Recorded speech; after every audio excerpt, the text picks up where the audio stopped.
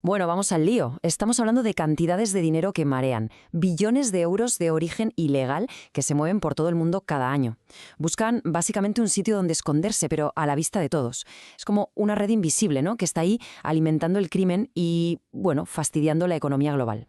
Hoy vamos a intentar tirar de ese hilo. Vamos a seguirle la pista a ese dinero sucio. Y esa es la pregunta del millón, claro.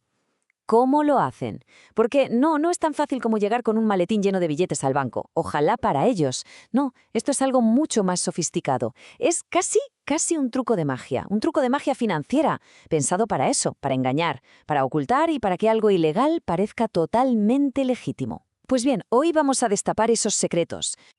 Vale, antes de nada, pongamos las cartas sobre la mesa. Hay que aclarar un punto que es fundamental. Se suele meter en el mismo saco el blanqueo de capitales y la financiación del terrorismo. Pero ojo, aunque suenen parecido, son dos cosas muy distintas. Son como dos caras de la misma moneda, sí, pero cada una con sus propias reglas. Aquí está la clave de todo. El blanqueo de capitales, en esencia, es esto. Da igual de dónde venga el dinero, ¿eh? Puede ser del narcotráfico, de un fraude masivo, de corrupción, da igual. El objetivo final es siempre el mismo: coger ese dinero sucio y darle un lavado de cara para que parezca totalmente legal. Es como ponerle un disfraz, vaya, cambiarle el DNI al dinero. Y esta comparativa lo deja todo bastante claro, la verdad. A ver, en el blanqueo partimos de dinero sucio que se intenta limpiar. Sencillo, pero en la financiación del terrorismo la cosa cambia. El dinero puede ser perfectamente legal al principio, puede venir de donaciones, de los beneficios de un negocio, pero su propósito final, su destino, es financiar el terror. O sea, uno busca enriquecerse, el beneficio propio, y el otro busca una causa totalmente destructiva. La diferencia es brutal. Entonces, la gran pregunta: ¿cómo se hace exactamente? Porque esto no es llegar y besar el santo. El blanqueo de capitales no es algo que se haga deprisa y corriendo. Para nada. Es más bien como un ciclo de lavado, pero a lo bestia. Una coreografía perfecta en 3 pasos para convertir el dinero más negro en activos que parecen impolutos. Esta frase, que viene de la gente de ACAMS, lo clava.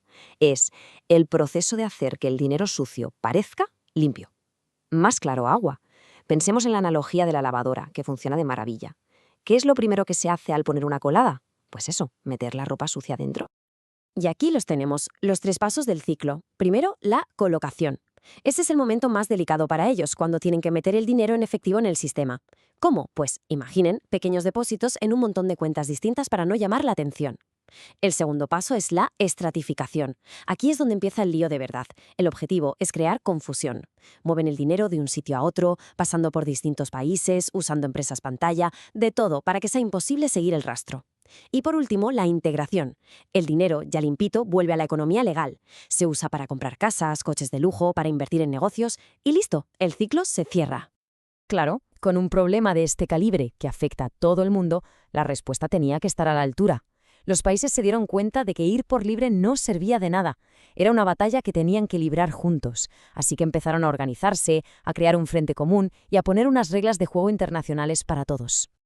Si echamos un vistazo a esta cronología, vemos cómo ha ido evolucionando la cosa. Todo empezó a moverse en serio en los 80, con la Convención de Viena. Pero el punto de inflexión, el gran salto, fue en 1990 con la creación del GAFI, que son las siglas del Grupo de Acción Financiera Internacional. Este organismo es clave porque sacó una serie de recomendaciones que son básicamente el libro de instrucciones a nivel mundial. Un estándar para que todos los países luchen con las mismas armas. Y que países como México se unieran en el 2000, pues demuestra que esto ya era un esfuerzo global de verdad. Muy bien, tenemos todas estas normas internacionales, pero ¿cómo se llevan a la práctica? ¿Quién se encarga de aplicarlas en el día a día? Pues la respuesta está en los que manejan el dinero: los bancos y el resto de entidades financieras. Ellos son, por así decirlo, la primera línea de defensa en esta guerra. Seguro que a más de uno les suena esto. Todo el papeleo que hay que hacer para abrir una simple cuenta bancaria. Pues la próxima vez que nos pidan 1000 papeles, hay que pensar en esto. Todas esas preguntas sobre la profesión, sobre de dónde van a salir los fondos, no son por cotillear, son esas normas internacionales que acabamos de ver puestas en práctica. Es la herramienta número 1 que tienen los bancos para proteger el sistema y, al final, a todos nosotros. Los bancos, por ley, tienen una serie de deberes que no se pueden saltar. Lo primero, la política de conoce a tu cliente. Tienen que saber quién es quién. Además, deben guardar todos los registros un mínimo de 10 años. Y lo más importante, tienen que levantar la mano y avisar a las autoridades cuando algo les huela raro.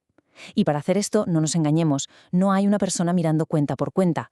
Usan sistemas automatizados, algoritmos, que revisan millones de operaciones al día, buscando patrones sospechosos, cosas que a simple vista pasarían desapercibidas. Y al final, todo este tinglado, desde el primer papel que se firma hasta el algoritmo más complejo, se resume en una palabra: riesgo. Se trata de evaluar el riesgo. Porque para un banco está claro que no todos los clientes presentan el mismo perfil. El objetivo es poder clasificar a cada uno, sea persona o empresa, y saber qué probabilidad hay de que esté metido en algo turbio. Y para hacer esa clasificación, los bancos se fijan en varias cosas. Por ejemplo, ¿a qué se dedica el cliente? ¿Cuál es su profesión o su negocio? ¿De dónde viene su dinero? ¿Y a dónde va? ¿Vive en un sitio considerado de alto riesgo? ¿Tiene un historial de transacciones un poco raro?